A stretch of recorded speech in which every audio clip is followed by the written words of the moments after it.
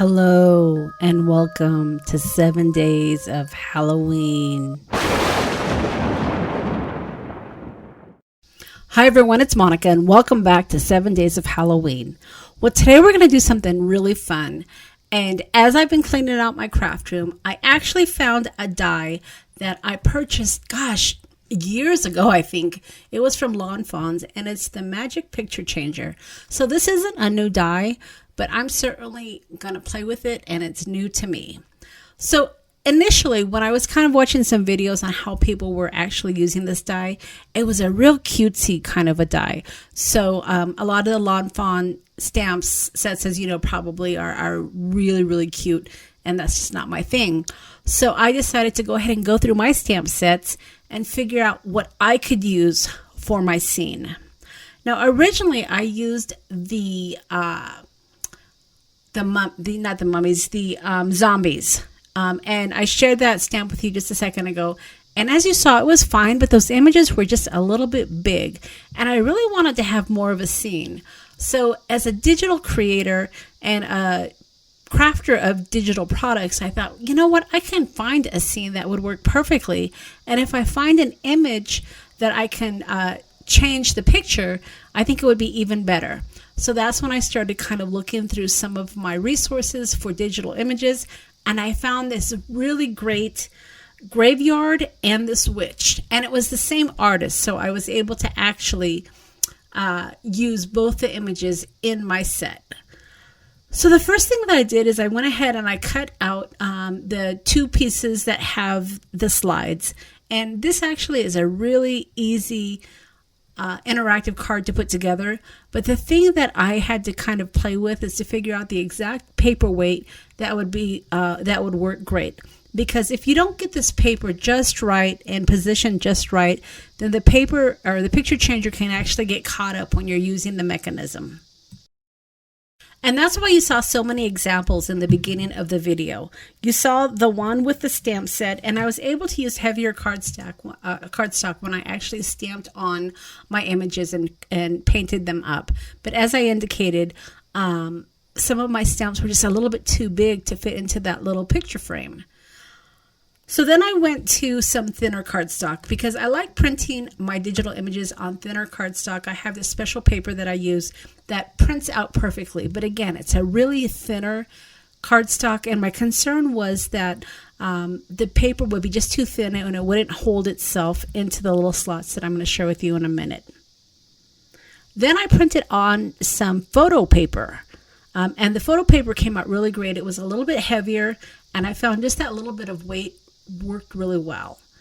So as I played with the images, I was able to actually get all three of them to work. But I found with just a little bit heavier cardstock, it worked best. Now, to get the mechanism to work, as you can see here, I put that second image in the slot on the top, and then you have to actually take those pieces that are loose and you have to tuck them under a little tab, I want to say, that's part of the first image. And that's what I'm doing here, is I'm just kind of tucking those tabs underneath to make sure that they are nice and secure. And I'm just positioning the paper so that way it's nice and flat. So when I do use the pull mechanism, it will slide perfectly. And as you can see here, I kind of had to adjust it, but all four of my cards are actually working perfectly now. So I think it's just a matter of making sure you've got those pull mechanisms, or I should say those slide mechanisms, tucked in so they're not going to come loose. And it worked really, really well.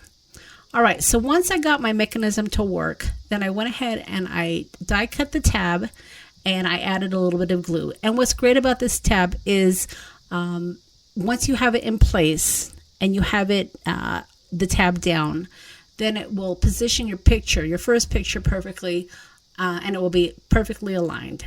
So the tab is really important, so you want to make sure you don't forget that. So I went ahead and I glued on my tab, and I positioned it down so that way it was perfectly aligned. Now I just got a kick out of this card because I kept using that little pulley and testing my picture changer, because really, if I'm going to give away these cards, I want to make sure that they work every single time. As you can see here, I had a little bit of struggle in the beginning, But like I said, once I kind of got it perfectly aligned, then the picture changer worked without a flaw. So once I've got that perfectly aligned, then there is also a little square frame that comes in the die set, and that's what I'm using here. And the thing you have to remember about this is you want to make sure that it does not interrupt your slide mechanism. So the only tape that I put on this one was at the very top and the very bottom. I just wanted enough to hold it in place so that way it would not interrupt my slide mechanism. Now, using the digital image, I was able to actually cut my frame to fit perfectly aligned to the image on the background. As you can see here, it's not perfectly aligned, but I think it's close enough that it really matches. Some of the videos that I watched where I saw other people creating this, they used, just colored cardstock to create a little frame. But I really wanted my scene to be the focal point, so it was important for me to have the full picture of the scene. And that's why I love the digital image, because I could create the whole scene without having any white space by just using stamps. Now also you can see that I'm using really thin double-sided tape because, again, I didn't want the tape to disrupt my pull mechanism. So I found that was really helpful. And then again, when I actually folded the first part of the card down, those folds on the left side and the right side were really thin as well. So I found that the thinner double-sided tape actually worked best.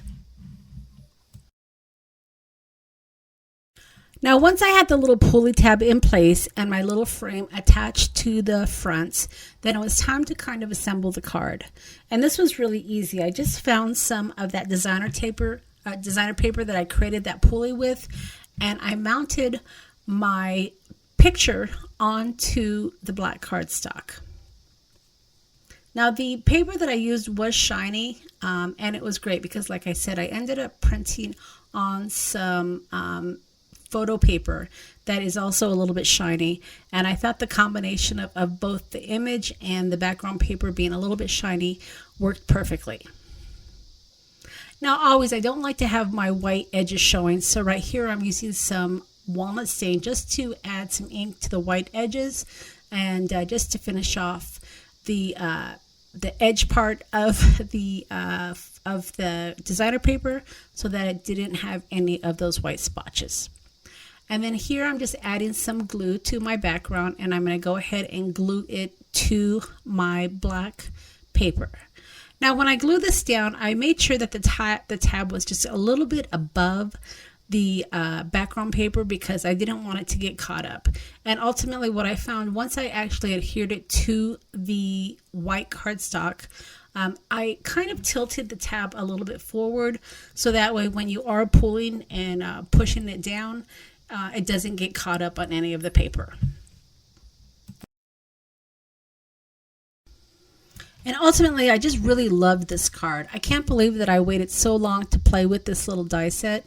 But like I said, most of the examples that I saw, the Lawn Fawn stamp sets were just a little bit too cutesy for me, and I didn't want to create a little cutesy scene. So even though I liked the picture changer idea, I didn't necessarily want to make a cutesy card. So now that I've decided and I figured out that I can actually use digital images and all I need to do is size them down to the frame, I know I'm going to be creating a lot more of these cards. I just think it's a fantastic card. I think it's going to be a great gift, and I'm so excited to actually send these out to some people to see what they think.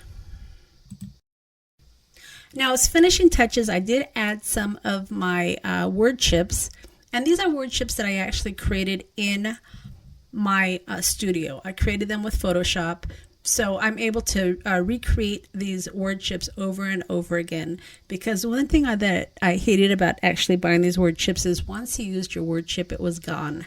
So for me to be able to recreate my word chips and print them out and adhere them to some heavier chipboard is just great because I can use them over and over again.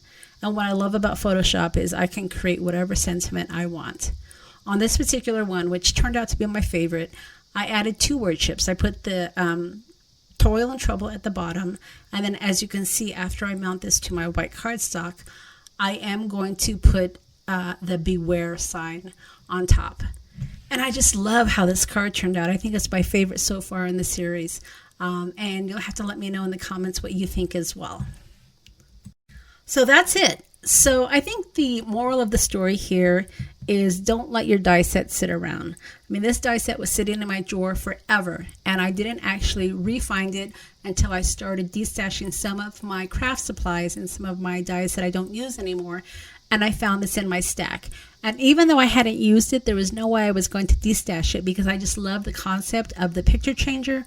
And now that like I said, now that I can actually use digital images, size them down, and have two images that work perfectly together, I know you're going to be seeing more and more of these cards.